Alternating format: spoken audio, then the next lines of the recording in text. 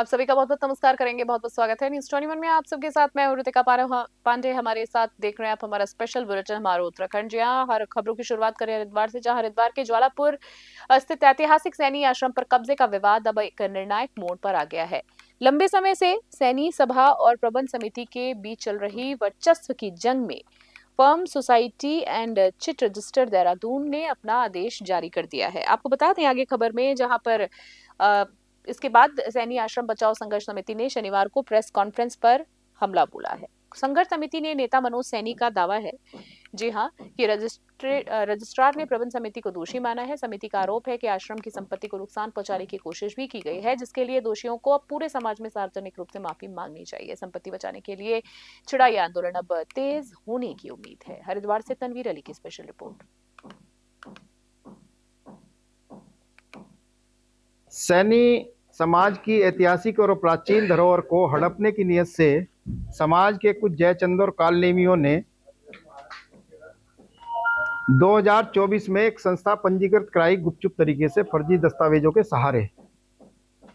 लंबा एक संघर्ष चला और 13 जनवरी को माननीय सभी पक्षों की सुनवाई के बाद जो रजिस्ट्रार महोदय हैं, registrar firm society and chits, इनके द्वारा आदेश दिया गया कि चूंकि वो संस्था जाली दस्तावेज, फर्जी दस्तावेजों के आधार पर बनी थी और उसमें तथ्यात्मक जो तथ्य थे वो गलत थे, तो इस वजह से उसको निरस्त किया जाता है। तो जल्दी हम डीएम साहब से और एसडीएम साहब से और जो सब रजिस्ट्रार है उनसे मुलाकात कर अग्रिम कार्रवाई के लिए उनको कहेंगे। उसमें स्पष्ट रूप से लिखा है जिन लोगों ने संस्था विरोधी काम किया है उनके खिलाफ भी कड़ी कार्रवाई की जाए। और अगली खबर की बात करें तो हरिद्वार के हर की पौड़ी पर गैर हिंदुओं का प्रवेश को लेकर छिड़ा विवाद अब पूरी तरीके से गहराता जा रहा है। जहां एआईएमआईएम प्रमुख असुद्दीन ओवैसी द्वारा इसे असंवैधानिक बताते हुए जाने पर संत समाज ने तीखा पलटवार किया है। बता दें आपको, जहां प्राचीन अवधूत मंडल आश्रम के महामंडलेश्वर स्वामी रूपेंद्र प्रकाश ने ओवैसी के सीधे सवाल पूछे। जी आपको बता दें, पूछा कि जब बात हिंदू तीर्थों की मर्यादा की आती है तभी संविधान की दुहाई आखिरकार क्यों दी जाती है? क्या मक्का मदीना में गैर मुस्लिमों को वैसे ही स्वतंत्रता प्राप्त है? स्वामी जी ने स्पष्ट किया है कि तीर्थ की सुरक्षा और परंपरा की रक्षा करना हिंदू समाज का अधिकार है और ये नियम जो है 1916 के गजट का हिस्सा रहा है। उन्होंने आवेशी को धार्मिक मर्यादाओं पर राजनीति न करने की सख्त नसीहत भी दे डाली है। हरिद्वार से तनवीर अली की विशेष रिपोर्ट। देखिए, हरिद्वार हर की पौड़ी हिंदुओं का एक धार्मिक स्थल है। उसकी अक्षुण्णता बनाए रखने के लिए ये हम सब हिंदुओं का कर्तव्य है।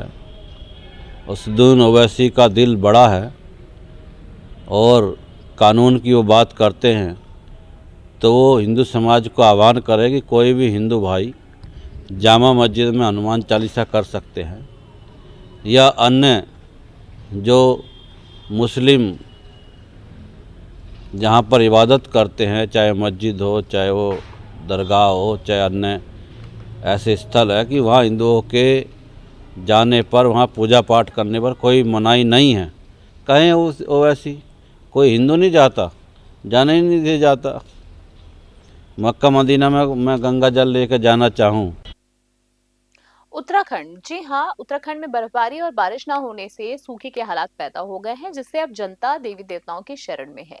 चमोली के ग्राम पंचायत वार्ड में समस्त ग्रामीणों ने आराध्य लाटू देवता और मां नंदा देवी के दरबार में सामूहिक मन्नत मांगी। ग्रामीणों ने गुहार लगाई कि समूचा प्रदेश पानी की बूंद बूंद को तरस रहा है, अतः जल्द वर्षा का आशीर्वाद दें। आस्था की पराकाष्ठा ये है कि ग्रामीणों ने निर्णय लिया है कि यदि एक हफ्ते में बारिश नहीं हुई तो वे लाटू देवता मंदिर में ध्यान साधना और तपस्या पर बैठ जाएंगे। इस मौके पर मंदिर के पुजारी सहित नंदा राजात आजिया पड़ाव अध्यक्ष हीरा सिंह गढ़वाली और बड़ी संख्या में ग्रामीण भी मौजूद रहे। चमोली से सुरेंद्र धनित्रा की स्पेशल रिपोर्ट।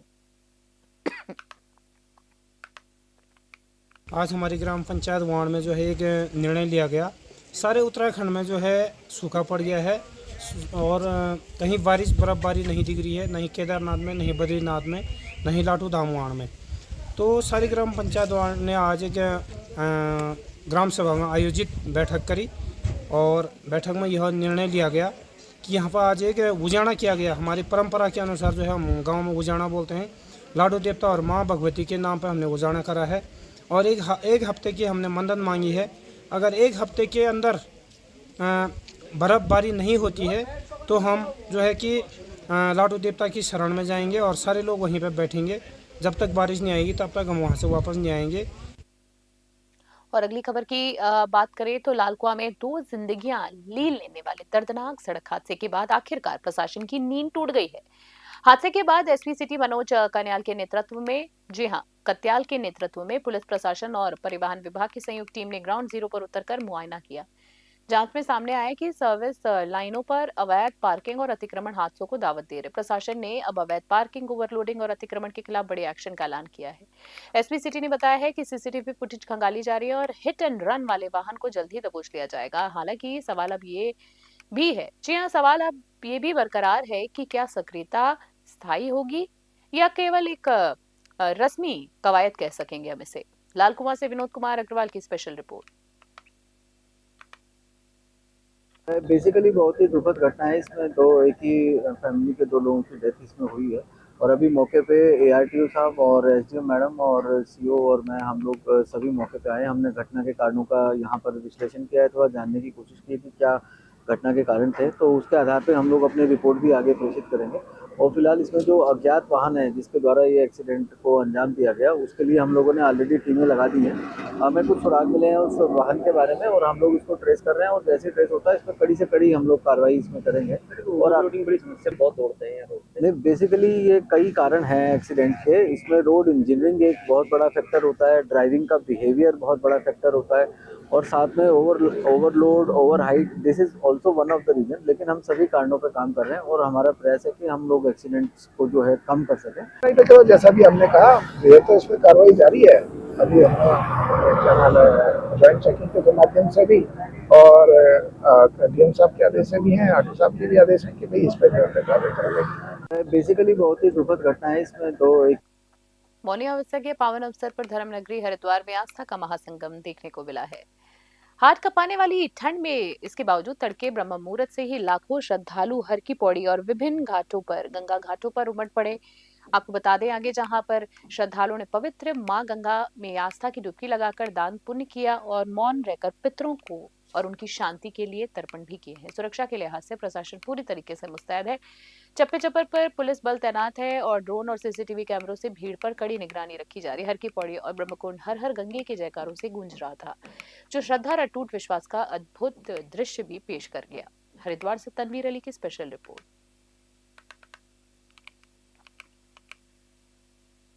माघ मास में पड़ने वाली अमावस्या मौनी अमावस्या कहलाती है।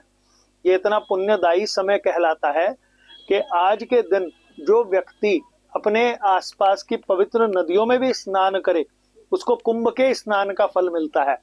और जो कुंभ क्षेत्र है, हरिद्वार आदि जगह, वहां जो व्यक्ति स्नान कर ले तो ऐसा लगता है कि जैसे देवता सायुज्य हो गया, क्योंकि आज के दिन स्नान करने के लिए स्वयं देवता इस धरती पर अवतरित होते हैं। छुपे हुए जितने भी ऋषि मुनि हैं, जितने भी ऋषिगण हैं, उनका प्रादुर्भाव, अवतरण आज ही के दिन इस धरती पर हुआ था। आज के दिन स्नान करने का इतना पुण्यदायी फल कि आज अश्वमेध यज्ञ कर लिए आप 108 और सहस्त्र कर लें वाजपेयी यज्ञ, और एक स्नान मात्र आज के दिन कर लें, एक समान कहा गया है। मैं उत्तराखंड बागेश्वर से आई हूँ। माँ गंगा ने हमको आज यहाँ बुलाया अपने चरणों में, बहुत अच्छा लगा। यही मनोकामना के साथ आए हैं, सभी का कल्याण हो, सभी के घरों में सुख समृद्धि हो। माँ गंगा हर साल ऐसे ही बुलाते रहे, माता रानी सबका कल्याण करे। बहुत अच्छा लगा यहाँ आके। आज मौनी अमावस्या का पावन पर्व भी है और पितरों को पिंडदान करने भी आए हैं आज, और अपनी सासू माँ के लेके आए हुए हैं। बड़ा अच्छा लग रहा है, आप लोग भी आइएगा, बहुत बढ़िया लगा। बहुत अच्छी व्यवस्था है यहाँ, कोई चीज की कोई टेंशन नहीं है। पुलिस व्यवस्था से लेके कार्यकर्ताओं से लेके बहुत अच्छा है, बहुत बढ़िया व्यवस्था है यहाँ की। बड़ा अच्छा लगा। हर हर गंगे, जय माँ। और अगली खबर की बात करें, उत्तराखंड के मुख्यमंत्री पुष्कर सिंह धामी आज धर्म नगरी हरिद्वार के दौरे पर रहे हैं, जहां उन्होंने बैरागी कैंप स्थित शताब्दी नगर पहुंचकर भव्य कार्यक्रमों में शिरकत की। मुख्यमंत्री ने गायत्री परिवार के शताब्दी समारोह के उपलक्ष्य में आयोजित विशेष ध्वज वंदन समारोह का दीप प्रज्वलित कर विधिवत शुभारंभ किया। हरिद्वार पहुंचने पर भाजपा पदाधिकारी और साधु संतों ने सीएम का जोरदार स्वागत किया। इस दौरान संत समाज, गायत्री परिवार और देव संस्कृति विश्वविद्यालय प्रशासन के वरिष्ठ पदाधिकारी मौजूद रहे। मुख्यमंत्री के आगमन को देखते हुए जिला प्रशासन और पुलिस प्रशासन पूरी तरीके से अलर्ट मोड पर दिखा और सुरक्षा के चाक चौबंद इंतजाम किए गए। हरिद्वार से तनवीर अली की रिपोर्ट। और डोईवाला ब्लॉक सभागार में राष्ट्रीय ग्रामीण आजीविका मिशन NRLM के तहत एक भव्य सम्मान समारोह का आयोजन किया गया है। ये उत्कृष्ट कार्य करने वाली स्वयं सहायता समूह की महिलाओं को ब्लॉक प्रमुख गौरव सिंह और BDO परशुराम सकलानी ने प्रमाण पत्र देकर सम्मानित किया है। ब्लॉक प्रमुख ने समूह को ग्रामीण अर्थव्यवस्था की रीढ़ बताया, तो वहीं BDO ने कहा है कि डेयरी, मशरूम उत्पादन और हस्तशिल्प जैसे कार्यों से महिलाओं आत्मनिर्भरता की ओर बढ़ रही हैं। कार्यक्रम में क्लस्टर अध्यक्ष आरती पांडे सहित कई महिलाएं जो रहीं, उन्होंने अपने अनुभव भी साझा किए हैं। वहीं उन्होंने ये भी बताया कि कैसे स्वरोजगार ने उनके जीवन की दिशा ही बदल डाली। डोईवाला ब्लॉक की महिलाओं के बढ़ते कदम अब स्वरोजगार की नई मिसाल पेश कर रहे हैं। डोईवाला से आशीष यादव की विशेष रिपोर्ट। जो हमारी समूह है, जो आजीविका मिशन से जुड़ी हुई जितने भी समूह डोईवाला विकास खंड में है, उनके लिए हमने एक सम्मान समारोह रखा है। कहीं ना कहीं उनको इनकरेज करने के लिए, और हमारी इच्छा है कि जो हमारी जो माँ शक्ति है वो बेहतर काम करे, आजीविका अपने आप ही जो अपने सोर्सेज ऑफ इनकम है अपने घर के लिए, अपने और भी महिलाओं को अपने साथ जोड़ के बेहतर काम कर सकें। और मुझे खुशी है कि डोईवाला में हम लोग बहुत बेहतर काम कर रहे हैं। जिस तरह से जो काम हमारी महिलाएं कर रही हैं और बेहतर तरीके से और लोगों को अपने अपने ग्रुप्स को आगे लेके जा रही है, तो बहुत बेहतर काम कर रहे हैं। 4 दीवारों के अंदर नहीं है महिलाएं।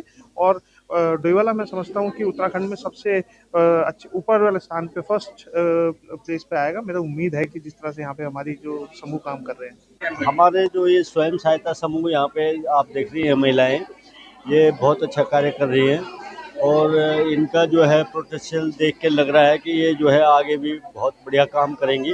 हालांकि पैसा सरकार दे रही है, उसमें कोई दो राय नहीं है, लेकिन इनकी अपनी मेहनत भी बहुत काउंट करती है। हर जगह ये लोग जो है जहाँ पर भी कोई भी प्रोग्राम है उसके लिए बुलाते हैं तो ये तुरंत वहाँ पर पहुँचती हैं और अपना 100%। और आज यहाँ पे माननीय ब्लॉक प्रमुख जी की अध्यक्षता में सम्मान समारोह रखा गया है। ये सम्मान समारोह हमारे समूह में जितनी भी महिलाएं उत्कृष्ट कार्य कर रही है अपने क्षेत्र में, उनको दिया गया है। इसमें कम से कम हमारे 5 क्लस्टर की महिलाओं द्वारा प्रतिभाग किया हुआ है। तो जो भी अपने क्षेत्र में जिन्होंने बहुत बढ़िया काम करा है, जैसे हमारी लोको सखी हो गई और हमारी सक्रिय महिलाएं हैं और हमारे क्लस्टर अध्यक्ष हैं, PRPs हैं, तो जो भी अपने क्षेत्र में कार्य कर रहे हैं उनको यहाँ पे सम्मान पत्र वितरण किए जा रहे हैं। मैम, यहाँ पे कम से कम 40 से 50 महिलाएं उपस्थित हैं जिनको यहाँ पे सम्मान पत्र वितरित किए गए हैं। से हमारे उसमें लोको सखी का कार्य करती हैं, तो जो भी हमारे SSGs हैं वो सारे मैपिंग किए जाते हैं। ऑनलाइन काम होता है पोर्टल पे, तो उसमें जो भी महिलाएं हमारी अच्छी गतिविधि करती है, जैसे अभी हमारे उसपे इक्वल पे काम चल रहा है, पोर्टल पे आजीविका लखपति दीदी पे काम चलता है। खास बुलेटिन में तही बने रहे न्यूज़ 24 फिलहाल के लिए नमस्कार, जय हिंद, जय भारत।